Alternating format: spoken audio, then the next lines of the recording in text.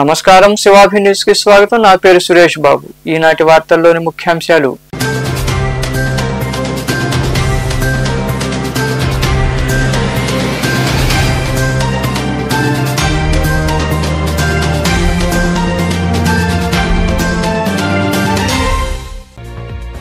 గూడూరును నెల్లూరు జిల్లాలో కలపకపోతే ఆమరణ నిరాహారదీక్ష చేస్తా.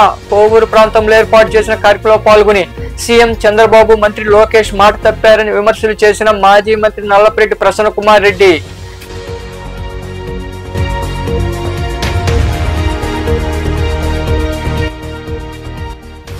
డెత్వా తుఫాను పట్ల అప్రమత్తంగా ఉండండి. కోట పట్టణంలోని రెవెన్యూ కార్యాలయంలో ఏర్పాటు చేసిన సమీక్షా సమావేశంలో అధికారులు, సిబ్బందికి సూచనలు ఇచ్చిన తహసీల్దార్ జయరావు.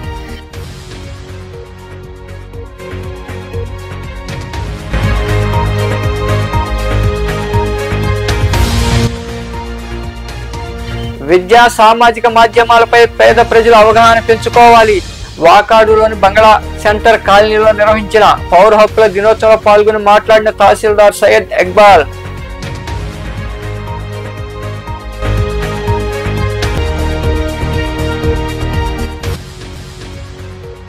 పరిశుభ్రత ప్రతి పౌరుడి బాధ్యత.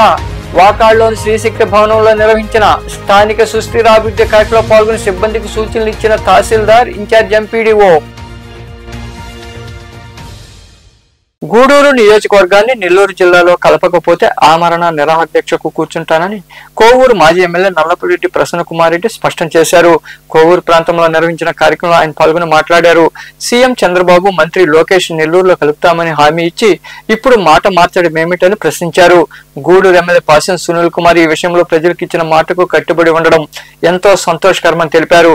ఎకనైనా ప్రభుత్వం స్పందించి గూడూరును నెల్లూరు జిల్లాలో కలపకపోతే గూడూరులో దీక్ష కూర్చుంటున్నానని ఆయన వివరించారు. జగన్మోహన్ రెడ్డి గారు ముఖ్యమంత్రిగా ప్రమాణ స్వీకారం చేసిన తర్వాత రాష్ట్రంలో 13 జిల్లాలుంటే అదనంగా ఇంకొక 13 జిల్లాలు ఏర్పాటు చేసిన విషయం మీ అందరికీ తెలుసు. కందుకూరుని నెల్లూరులో కలపడం, గూడూరుని తిరుపతిలో కలిపిన విషయం కూడా మీ అందరికీ తెలుసు. ఆనాడే కందుకూరులో మన పార్టీ శాసనసభ్యులు, అక్కడ ప్రజలందరూ కూడా నెల్లూరులో కలపొద్దు, మమ్మల్ని ఒంగోలులోనే ఉంచమని చెప్పి అడిగారు. అదే విధంగా గూడూరు నియోజకవర్గంలో కూడా ఆనాడు ఉన్నటువంటి ఎమ్మెల్యే వరప్రసాద్ గారు కానివ్వండి, ప్రజలు కానివ్వండి, మమ్మల్ని నెల్లూరులో కలపండి, తిరుపతిలో కలపొద్దు అని చెప్పి వాళ్ళు కూడా అడిగారు. మేమందరం కూడా జగన్మోహన్ రెడ్డి గారి దృష్టికి కూడా తీసుకువెళ్ళాం. గూడూరు అయితే దగ్గర ఉంటుంది, నెల్లూరులో కలపండి, కందుకూరు అంటే వాళ్ళు కూడా చాలా ఇబ్బందులు పడతారు, దూరం అవుతుంది అని చెప్పి చాలా సార్లు జగన్మోహన్ రెడ్డి గారి దృష్టికి కూడా తీసుకువెళ్లిన ప్రయోజనం లేదు. కొంతమంది ఐఏఎస్ ఆఫీసర్స్ అడ్డం కొట్టి పక్కదారి పట్టించారు. గూడూరు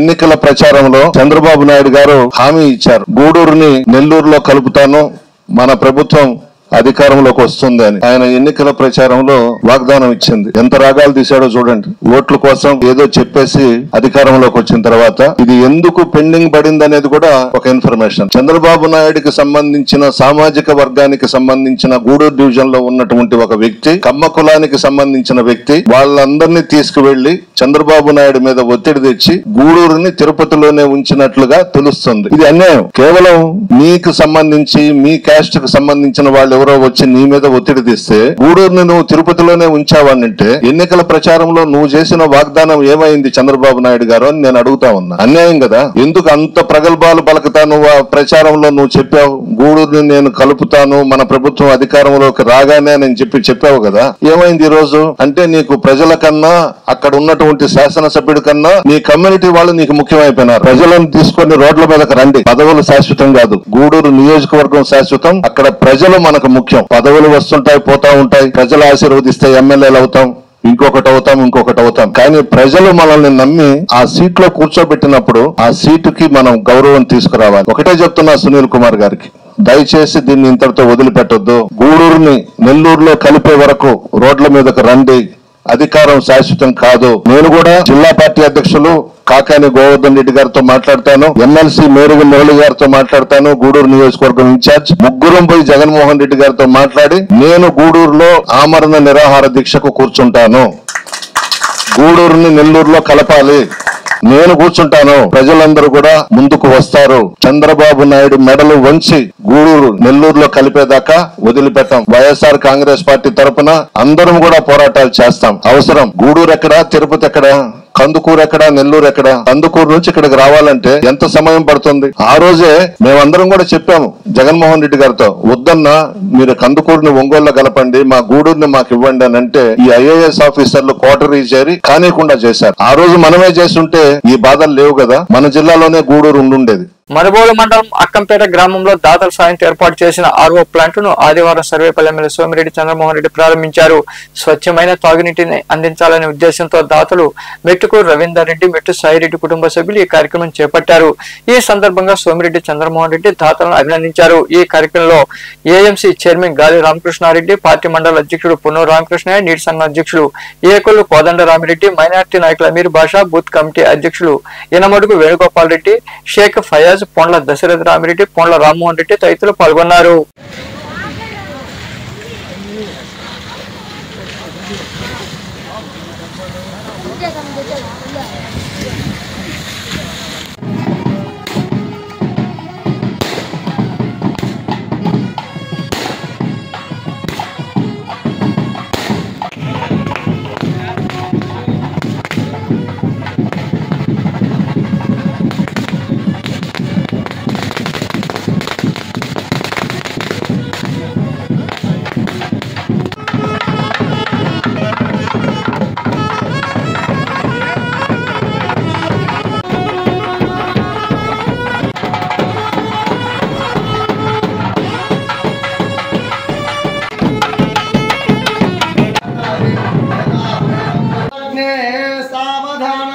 లక్ష్మీనారాయణ ధ్యాన సావధాన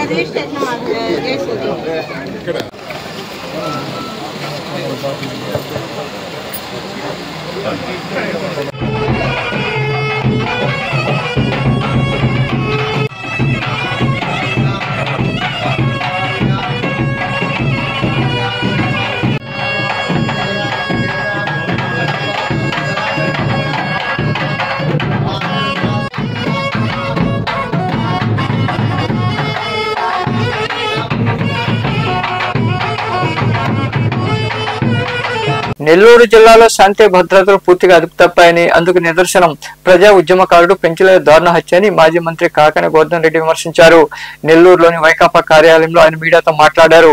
మాదక ద్రవ్యాలపై పోరాటం చేస్తున్నాడని పెంచులను హత్య చేశారని తెలిపారు. ఎవరైనా సోషల్ మీడియాలో పోస్టులు పెడితే తప్పుడు కేసులు పెట్టడం, బెదిరించడం, భయపెట్టడమే పనిగా పెట్టుకున్నారని ఆయన ప్రభుత్వంపై విమర్శలు చేశారు.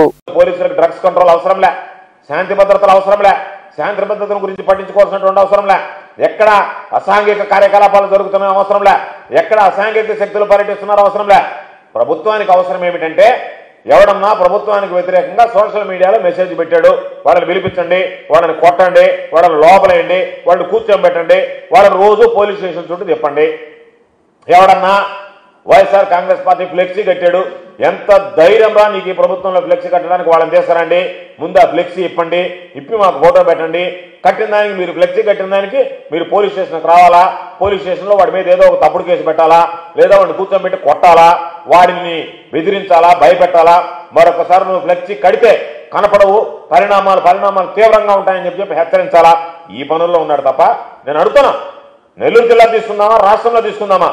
వైఎస్ఆర్ కాంగ్రెస్ పార్టీలో శాంతి భద్రతలో ఎక్కడన్నా చిన్న పొరపాటు జరగవచ్చు, కానీ ఇంత పెద్ద స్థాయిలో ఈరోజు జరిగినట్టుగా అదుపు తెప్పి నేరుగా విచ్చలవిడిగా డ్రగ్స్, గంజాయి, హత్యలు, ఇంత పరిస్థితుల్లో ఏ రోజు జరిగినటువంటి తెలియదు. వైఎస్ఆర్ కాంగ్రెస్ పార్టీలో జగన్మోహన్ రెడ్డి గారు శాంతి భద్రతల విషయంలో ప్రత్యేకమైనటువంటి చర్యలు తీసుకున్నాడు కాబట్టి ఆ రోజు అదుపులో ఉండగలిగింది.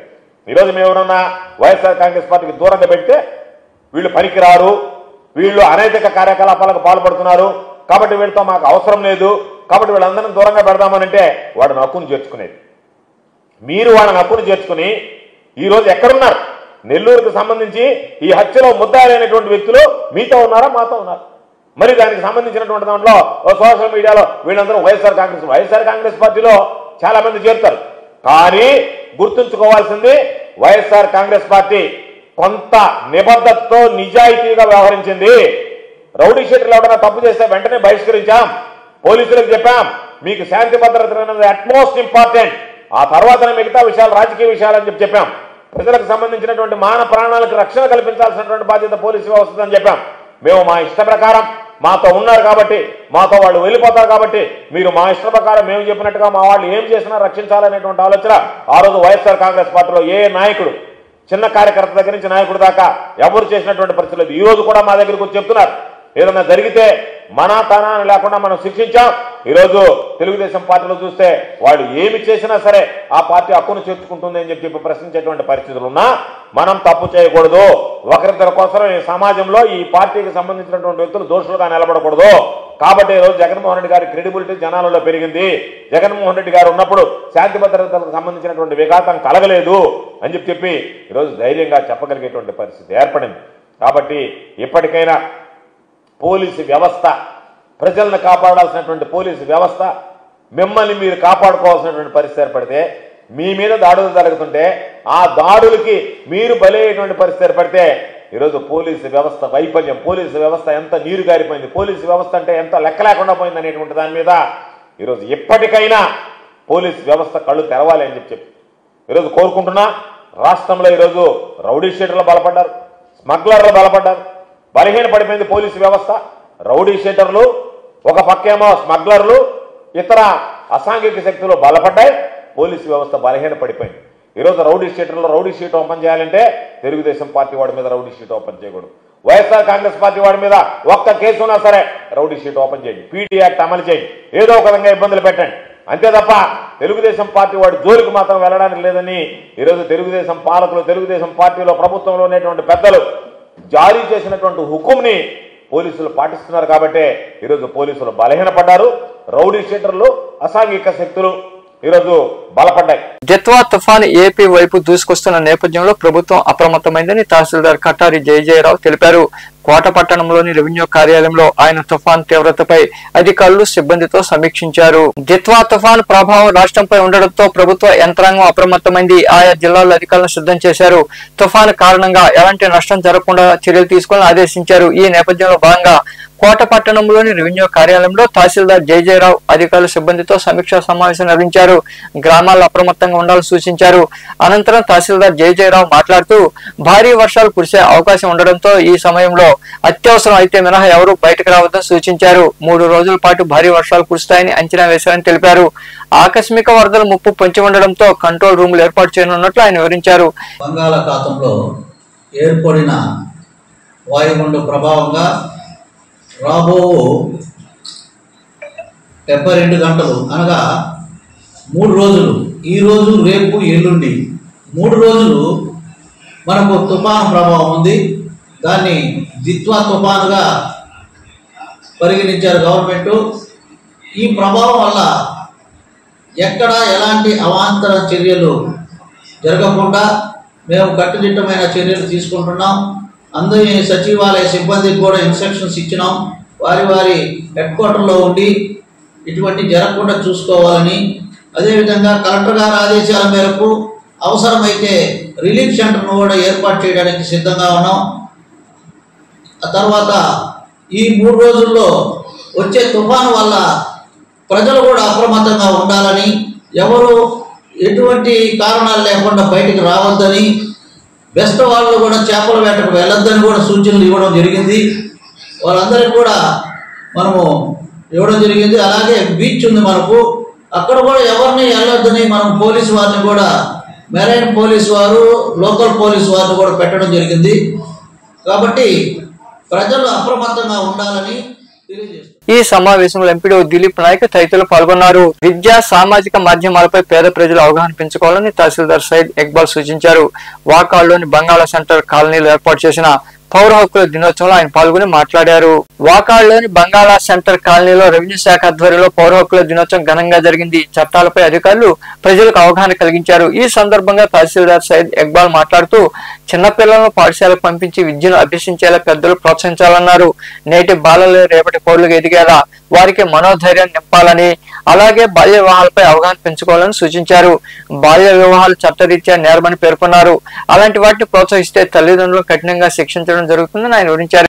నేను ఫస్ట్ టైం రావడం, కానీ మీరందరూ చాలా చక్కగా ఉన్నారు, చాలా నీట్ గా ఉన్నారు, చాలా శ్రద్ధగా వింటున్నారు, చిన్న పిల్లలు విన్నట్టు వింటున్నారు, అందరూ చాలా చక్కగా అర్థం చేసుకుంటున్నారు. మీరు ఇలాగే అధికారులు చెప్పే విషయాలు వినాలి, మీ పిల్లలకి తెలియజేయాలి, మీ పిల్లల్ని చదివించాలి, మీ హక్కులన్నింటినీ పొందాలి. ఇందాక చెప్పారు, మీ ఎవరికైనా ఎస్సీ ఎస్టీ పిల్లలకి ఆధార్ కార్డుకి ఏదైనా ఇబ్బంది అయితే నా దగ్గరికి రండి, నేను ఫ్రీగా ఆధార్ సెంటర్కి పంపించి చేయిస్తాను. ఇప్పటికే మన మండలంలో దాదాపు 60-70 మందికి చేయించాము. ఇంకా ఎవరికైనా ఆధార్ కార్డు గురించి ఇబ్బంది ఉంటే నా దగ్గరికి రండి, మా వీఆర్ఓని కలవండి, ఆ సర్టిఫికెట్ నేను ఇస్తాను. మీరు ఆధార్ సెంటర్లో వెళ్ళి ఆ సర్టిఫికెట్ మీరు పొందవచ్చు. మీకు ఆధార్ సర్టిఫికేట్ ఉంటేనే మీరు రైస్ కార్డు పొందగలుగుతారు, రేషన్ కార్డు, ఓకేనా, ఆరోగ్యశ్రీ కార్డు, హెల్త్ కార్డు కానీ పొందగలుగుతారు. అదేవిధంగా గౌరవ ప్రభుత్వం వాళ్ళు ఇళ్ల స్థలాలు ఇస్తే అది పొందాలన్నా మీకు ఆధార్ కార్డు కావాలి. కాబట్టి ఎవరికి ఎక్కడ ఇబ్బంది ఉన్నా మా ఆఫీస్కి రండి, లేదా మా వీఆర్ఓని కలవండి. మీకు ఆధార్ కార్డు వస్తే ఆటోమేటిక్గా రైస్ కార్డు వచ్చింది, రేషన్ కార్డు వచ్చింది, అదేవిధంగా హెల్త్ కార్డు వచ్చింది, అదేవిధంగా ఇళ్ల స్థలాలకి అప్లై చేసుకోవచ్చు. ఇన్ని సౌకర్యాలు ఉన్నాయి, ఓకేనా. అందరు అధికారులు చెప్పారు, మీకు ఎటువంటి సమస్య ఉన్నా అందరం ఈ మండలంలో హెడ్ క్వార్టర్లోనే ఉంటున్నాం, అక్కడికైనా రావచ్చు. లేకపోతే మా వీఆర్ఓలు ఉన్నారు, లేకపోతే పంచాయతీ సెక్రటరీలు ఉన్నారు, వాళ్ళ ద్వారా మీ సమస్యను తెలియపరచుకోవచ్చు. ఇప్పటికిప్పుడు మీకు సమస్య గుర్తుకు రాకపోయినా ఈ రోజుతోనే ముగిసిపోదు ఇది, ఓకేనా. మీకు ఎప్పుడు ఎటువంటి సందర్భం ఉన్నా మీరు వచ్చి మా ఇక్కడ ఉన్న ఉద్యోగులు ఉన్నారు, వీఆర్ఓలు, పంచాయతీ సెక్రటరీలు, సచివాలయం స్టాఫ్, వాళ్ళకి తెలియపరచవచ్చు. లేదు మీరు డైరెక్ట్గా మా మండల స్థాయి అధికారుల కార్యాలయానికి రావచ్చు. లేదు సార్ మా కాలనీలో చాలా ఇన్ని సమస్యలు ఉన్నాయి, మీరు మీటింగ్ పెట్టినప్పుడు చెప్పడం మర్చిపోయానంటే ఇంకోసారి వస్తాం, ఇబ్బంది లేదు. మీ అవసరాలు తీర్చడానికే మేము అందరికీ గౌరవ ప్రభుత్వం వాళ్ళు జీతాలు ఇస్తున్నారు. కాబట్టి ఈ సమస్య ఏమైనా ఉంటే ఈ రోజే చెప్పాలని ఏం లేదు, తర్వాతైనా మీరు తెలియపరచవచ్చు మీ సమస్యను పరిష్కరించడానికి. ఈ కార్యక్రమంలో MEO Naseem Ali, RI Akhil Kumar, AOC Srinivasulu, PRAE Kiran తదితరులు పాల్గొన్నారు. గ్రామాల్లో పరిశుభ్రత ప్రతి పౌరుడి బాధ్యత అని, పరిసరాలు, ప్రభుత్వ కార్యాలయాలను క్లీన్ అండ్ గ్రీన్ గా మార్చి గ్రామాభివృద్ధికి సిబ్బంది, ప్రజలు కలిసి కృషి చేయాలని తహసీల్దార్ సయ్యద్ ఇక్బాల్ కోరారు. వాకాడ్లోని శ్రీశక్తి భవనంలో ఇన్ఛార్జ్ ఎంపీడీ శ్రీనివాసులు ఆధ్వర్యంలో స్థానిక సుస్థిరాభివృద్ధి కార్యక్రమంలో భాగంగా ఏర్పాటు చేసిన శిక్షణ సమావేశంలో ఆయన మాట్లాడారు. ఈ కార్యక్రమంలో ఏపీఎం, వెలుగు సిబ్బంది మరికొందరు పాల్గొన్నారు.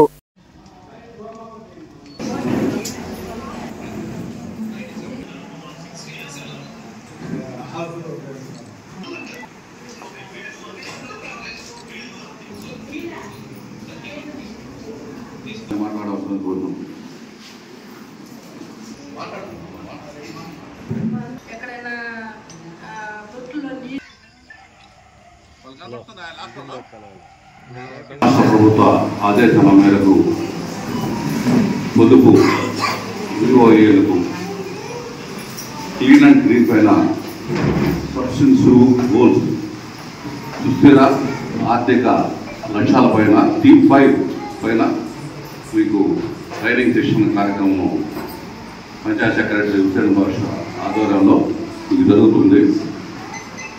దీంట్లో ముఖ్య ఉద్దేశం మిమ్మల్ని దీంట్లో దీంట్లో ఎందుకు ఇంక్లూడ్ చేశారంటే ఏ కార్యక్రమం అయినా విజయవంతం కావాలంటే మహిళల పాత్ర లేనిదే ఆ కార్యక్రమం విజయవంతం కాదనే ఉద్దేశంతో గవర్నమెంట్ వారు కూడా గ్రామాల్లో పరిశుభ్రత పచ్చతోరణం అవన్నీ వర్ధిల్లాలంటే మీ యొక్క మహిళల యొక్క పాత్ర బాగుండాలి, ప్రముఖంగా ఉండాలనే ఉద్దేశంతో పొదుపు సంఘబంధ వాళ్ళకి ఇక్కడ దీనిని ఇంక్లూడ్ చేయడం జరుగుతుంది. ఎక్కడైనా మీ గ్రామంలో మీరుండే గ్రామాల్లో ఎక్కడైనా చెత్త ఉన్నా లేక పరిశుభ్రమైన వాతావరణం ఏర్పాటు చేయాలన్నా మీరు సంబంధిత పంచాయతీ సెక్రటరీ కానీ లేదా చెత్త నిర్వహణ వాళ్ళకి కానీ తెలియజేశారంటే చెత్తను శుభ్రం చేసి ఆ పరిసరాలు శుభ్రంగా ఉండేటట్టు చేయడము అనే లక్ష్యంతో మిమ్మల్ని దీంట్లో భాగస్వామ్యం చేయడం జరిగింది. దానికోసమే ఈ భాగస్వామ్యంలో మీ పాత్ర ఏంటి, ఈరోజు పోషించాల్సిన పాత్ర ఏంటి, చేయాల్సిన లక్ష్యాలు ఏంటి అనేది మన ట్రైనర్ గారు మీకు తెలియజేస్తారు. మీరన్నీ కుల కార్యక్రమాలు తెలుసుకొని కృష్ణలో పాల్గొంది. తద్వారా దిత్వా తుఫాన్ ప్రభావం దృష్ట్యా అప్రమత్తంగా ఉండాలని తహసీల్దార్ నరేష్ సూచించారు. చిట్టమూరులోని రెవెన్యూ కార్యాలయంలో తుఫాన్ తీవ్రతపై ఆయన అధికారులు సిబ్బందితో సమీక్షించారు. ఈ సందర్భంగా తహసీల్దార్ నరేష్ మాట్లాడుతూ లోతట్టు ప్రాంతాల్లోని ప్రజలను అప్రమత్తం చేసి సురక్షిత ప్రాంతాలకు తరలించాలన్నారు. ముందస్తు చర్యల్లో భాగంగా కాలువ గట్లు సురక్షితంగా ఉండేలా చూడాలని ఆయన అధికారులను ఆదేశించారు. ఈ కార్యక్రమంలో వీఆర్ఓలు, పంచాయతీ కార్యదర్శులు పాల్గొన్నారు.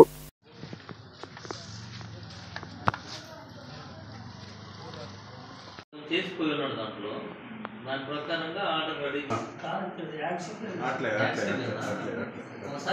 పేరు నరేష్, తహసీల్దార్ చిట్టమూరు. గౌరవ జిల్లా కలెక్టర్ వారి సూచనల మేరకు ఈరోజు తహసీల్దార్ కార్యాలయంలో గ్రామ రెవెన్యూ అధికారులు, మండల రెవెన్యూ ఇన్స్పెక్టరు, కార్యాలయ సిబ్బందితో సైక్లోన్ ఎఫెక్ట్ మనకి 3 days ఉంది కాబట్టి, దిత్వా సైక్లోన్ వస్తూ ఉంది కాబట్టి దాని మీద తీసుకోవాల్సిన జాగ్రత్తలు అందరూ కూడా హెడ్ క్వార్టర్ని మెయింటైన్ చేయమని చెప్పాము. రానున్న 3 రోజుల్లో ఏదన్నా ప్రాణ నష్టం, ఆస్తి నష్టం జరగకుండా ముందస్తు చర్యలు తీసుకోవాలి. 2, మాకు ఎక్కడైతే ఓల్డ్ బిల్డింగ్స్ విలేజెస్లో ఉన్నాయో వాటిని ఐడెంటిఫై చేసి అక్కడి నుంచి ప్రజల్ని సురక్షిత ప్రాంతాలకు తరలించే విధంగా ఆదేశాలు ఇచ్చాం.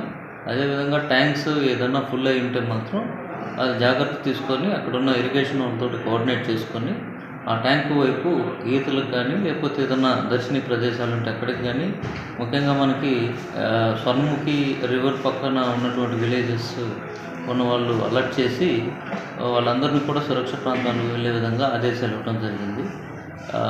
ముఖ్యంగా అందరూ కూడా ఈ రానున్న 3 రోజుల్లో under control of disaster management పరిధిలో పనిచేయాలి కాబట్టి అందరూ కూడా హెడ్ క్వార్టర్ మెయింటైన్ చేయాలని ఆదేశాలు ఇవ్వడం జరిగింది.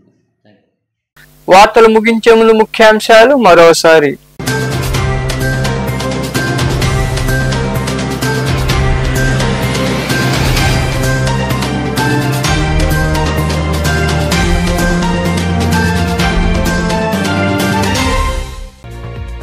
గూడూరును నెల్లూరు జిల్లాలో కలపకపోతే ఆమరణ నిరాహారదీక్ష చేస్తా.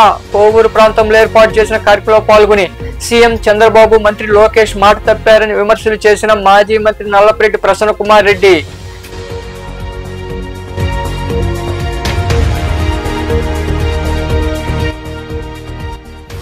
దిత్వా తుఫాను పట్ల అప్రమత్తంగా ఉండండి. కోట పట్టణంలోని రెవెన్యూ కార్యాలయంలో ఏర్పాటు చేసిన సమీక్షా సమావేశంలో అధికారులు, సిబ్బందికి సూచనలు ఇచ్చిన తహసీల్దార్ జయరావు.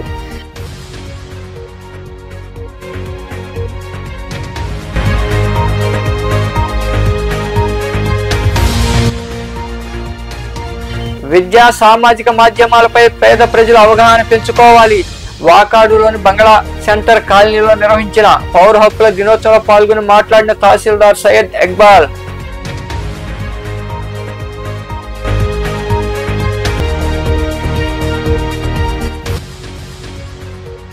పరిశుభ్రత ప్రతి పౌరుడి బాధ్యత. వాకాడులోని శ్రీశక్తి భవనంలో నిర్వహించిన స్థానిక సుస్థిరాభివృద్ధి కార్యక్రమంలో పాల్గొని సిబ్బందికి సూచనలు ఇచ్చిన తహసీల్దార్, ఇన్ఛార్జ్ ఎంపీడీఓ. ఈ వార్తలు ఇంతటితో సమాప్తం. తిరిగి ప్రసారమయ్యే శివాభినీసులో మళ్ళీ కలుద్దాం. అంతవరకు సెలవు. నమస్తే.